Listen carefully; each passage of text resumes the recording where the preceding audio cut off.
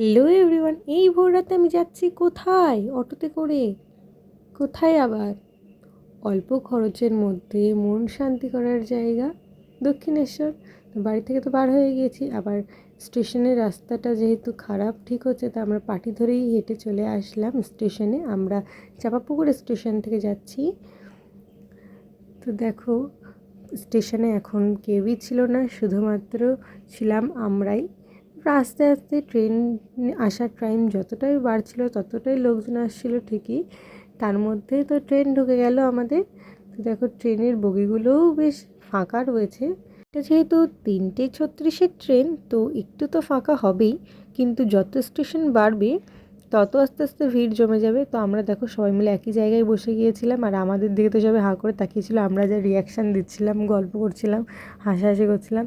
আরে বান্ধবীরা, ভাই বোনেরা মিলে এক জায়গায় থাকলে যেটা হয় আর কি।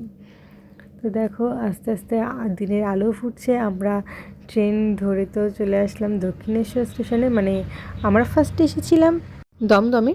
তো দমদম থেকে আমরা ট্রেনটা পেয়ে যাই, কারণ ট্রেনটা লেট হয়েছিল আসতে, তার জন্য আমরা ট্রেনটা পেয়ে যাই। আর এখানে দেখো, দক্ষিণেশ্বরে এসে দেখলাম ফ্লাইওভারটা বন্ধ, তাই নিচে দিয়েই হাঁটতে হাঁটতে চলে আসলাম মন্দিরের দরজার কাছাকাছি। আর এখানে দেখো প্রচুর পরিমাণে ভিড়। দরজাটা বন্ধ ছিল, প্রায় আধ ঘন্টা দাঁড়ানোর পরে দরজাটা খুলে দিয়েছিল অবশেষে। তো আমরা ঢুকছিলাম, দেখো কী ভিড় কী ভিড়। এটা যদি দরজাটা খোলা থাকতো তাহলে এতটা ভিড় বোঝা যেত না, কারণ ভিড়টা ভিতরে গিয়েই মিলিয়ে গিয়েছিল পুরো। তো এখন বাজে দেখো 6টার সময় গেটটা খুলে দিয়েছে। তো দেন আমরা স্নান সেরে শাড়ি পরে মায়ের পুজো দেওয়ার উদ্দেশ্যে তো চলেই আসলাম। এসে আমরা ফার্স্টে কী করব, ডালা কিনবো। তো ডালা কিনলাম এবং ব্যাগটাও সেখানটাতে আমি জমা দিয়েছিলাম। দিয়ে ডালা নিয়ে আমি এবারে চলে যাব পুজো দিতে। পুজো দিয়ে চলে আসলাম সাইডে, যেখানটাতে ফটো তোলে মানুষ। তো আমরাও সেখানটাতে গিয়ে অনেক ফটো ক্লিক করলাম। আর এখান থেকে দেখো মন্দিরটাকে অপূর্ব লাগছে। আর এই প্রতিবিম্ব যেটা তৈরি হয়েছে জলের মধ্যে, অসাম। তো এই হচ্ছে আজকে আমার পুরো আউটফিট, পুরো লুকটা। এই শাড়িটা আমি অনেকবার পরেছি ঠিকই, তো আমার নেই, তা কী করবো, সাদা শাড়ি ভাই, পারলে একটা গিফট করে দিও, তাহলে সেই শাড়িটাই পরবো। যাই হোক, তো তারপরে তো আমরা এখানটাতে ফটোস ক্লিক করার পরে আমরা একটু টিফিন খেয়ে নিয়েছিলাম এবং তারপরে চলে আসলাম গঙ্গার ঘাটে। গঙ্গার ঘাটে আসার পরে দেখলাম যে শামিয়ানা টানা, মানে দড়ি দিয়ে একটা ব্যারিকেড করে। তখন ভাবলাম যে বান আসবে, তো আমার সঙ্গে তর্কাতর্কি লেগে গিয়েছিলো আমার ফ্যামিলি মেম্বার্সদের সঙ্গে। তো তারপরে আমি ওখানটাতে যেই পুলিশ কাকু থাকে তাকে আমি গিয়ে উপজে জিজ্ঞাসা করি যে বান আসবে কি আর কখন আসবে। তখন বলল যে 10-15 মিনিটের মধ্যে আসবে। তো আমরা সেই কারণে দাঁড়িয়ে যাই বান দেখার জন্য। তো আমার তো বানটা দেখে খুবই আনন্দ হচ্ছিলো। একটা ভালো দিনে বান দেখা মানে অনেকটা বড় কথা। তো এখানটাতে কিন্তু একটাই বান এসেছিলো, যে অনেকটা ঢেউ বারবার করে আসে সেটা হয়নি। তো যাই আসুক না কেন, আমার তো খুবই ভালো লেগেছিলো। আর জলের স্রোতটাও দেখো প্রচুর পরিমাণে। এখান থেকে তো বান যাওয়ার আধ ঘন্টা কি 45 মিনিট, তো কি 1 ঘন্টা মাঝে মধ্যে তো নদীতে নামতেই দেওয়া হয় না।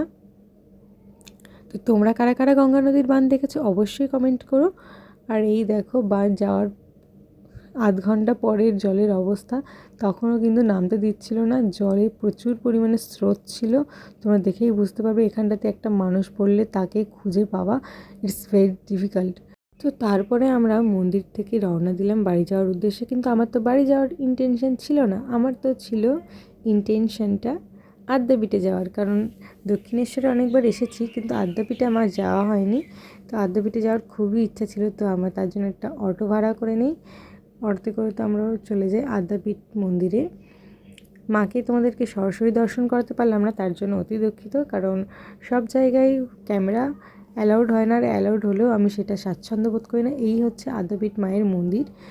তো খুবই অপূর্ব দৃশ্য দেখলাম মাকে। তো সাইড দিয়ে তোমাকে একটু দেখানোর চেষ্টা করব। এটা উচিত না, তবুও তোমাদের কথা ভেবে করলাম। তো আদ্যাপীঠ মায়ের মন্দিরে মায়ের আরতি দেখলাম, মনটা শান্তি করলাম। দেন এবারে আমরা চলে যাব বাড়ি যাওয়ার উদ্দেশ্যে। তো তার জন্য আবার একটা অটো ধরে নিলাম। অটো ধরে আমরা চলে আসলাম স্টেশনে বেশ অনেকক্ষণ, মানে আধ ঘন্টা বসার পরে তো চলে আসলো ট্রেন। আর ট্রেনটাতে তো প্রচুর পরিমাণে ভিড় ছিল, ভাবছিলাম যে কীভাবে উঠবো। তো ফাইনালি উঠে পড়লাম। উঠে পড়ে একটা বসারও জায়গা পেয়ে গেলাম আমি। আর সবাই কিন্তু পাইনি, দেখো ওখানে জেঠিমারা দাঁড়িয়েছিল। তারপর দমদমে এসে তো আমরা জায়গা পেয়ে গিয়েছিলাম, আমরা তাড়াহুড়ো করে উঠে পড়েছিলাম লেডিস যে বগি রয়েছে তাতে।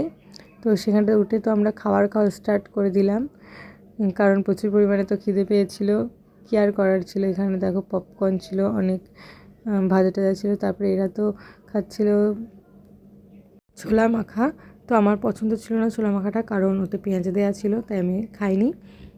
আর এখানটায় তার জন্য আমি পেয়ারা মাখা নিয়েছিলাম, নিয়ে খেলাম।